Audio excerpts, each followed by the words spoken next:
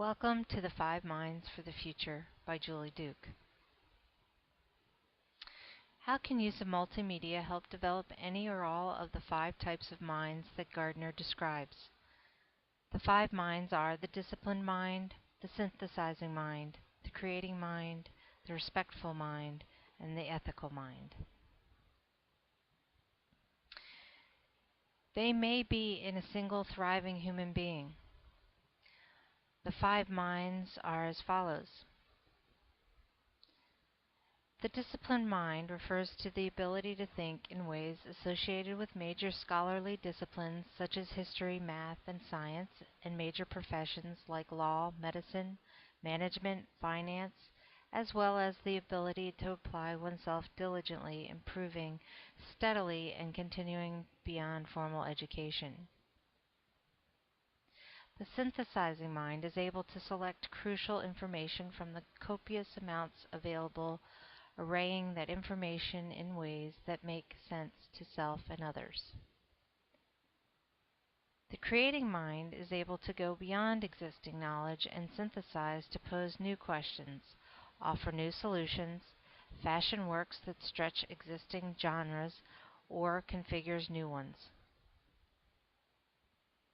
The respectful mind responds sympathetically and constructively to differences among individuals and among groups seeking to understand and work with those who are different, extending beyond mere tolerance and political correctness.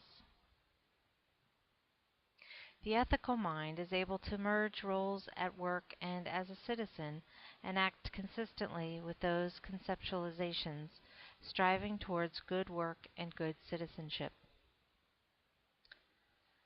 In our discussion question,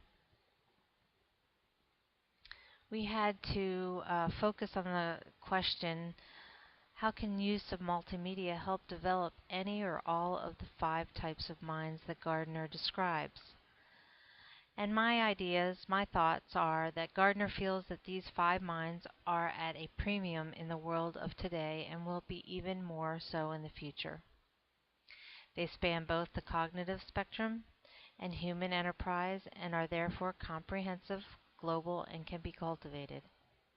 Education is the key developing of these 5 minds for the future, and while traditional forms of education will bear the burden of training young minds, parents, peers, and the media also play an important role in the influencing and developing minds of tomorrow. He also believes that it is time for undertaking new educational practices. He believes that the current practices are not working and that we are not educating young people who are literate, immersed in the acts, capable of scientific theorizing, tolerant of immigrants, or skilled in conflict resolution. We acknowledge the factors of globalization, but have not figured out how to prepare youngsters so that they can survive and thrive in a world different from anything we could imagine.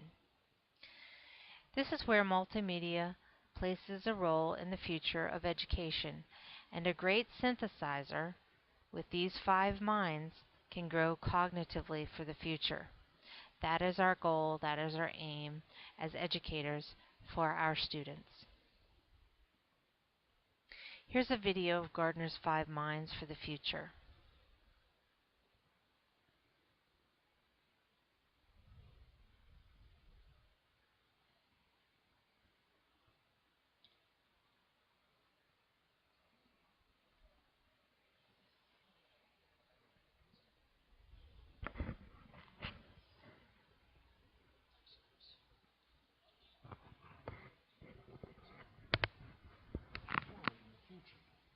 And I've written a book called 5 Minds for the Future, in which I describe 3 cognitive areas, some true human areas, where I think we need to focus our education in the future.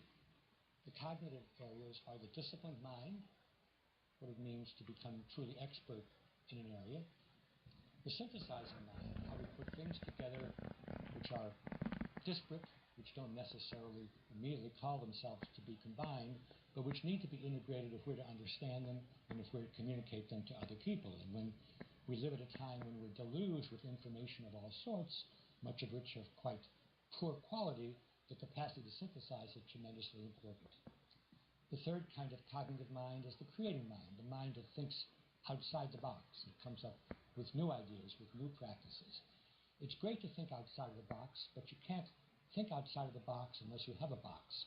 And the box is the discipline and the synthesizing which you've done before you can be generally creative.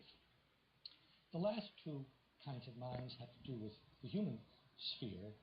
I call them the respectful mind and the ethical mind. The respectful mind recognizes that we have tremendous diversity in the world, indeed tremendous diversity in any community of any size. I hardly need to talk about that in India, which is as diverse a society as exists.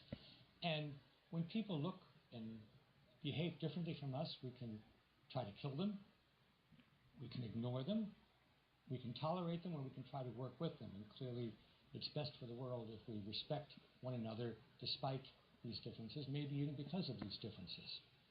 The ethical mind is the mind which asks not just what rights do I have.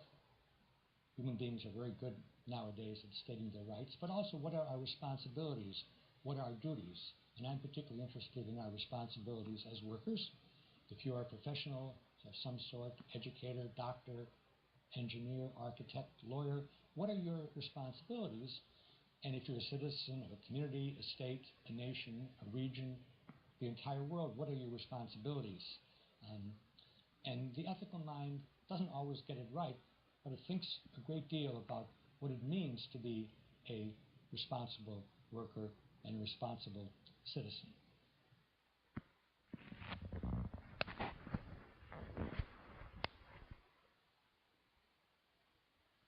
So with these things in mind, the multimedia skills that we need to look at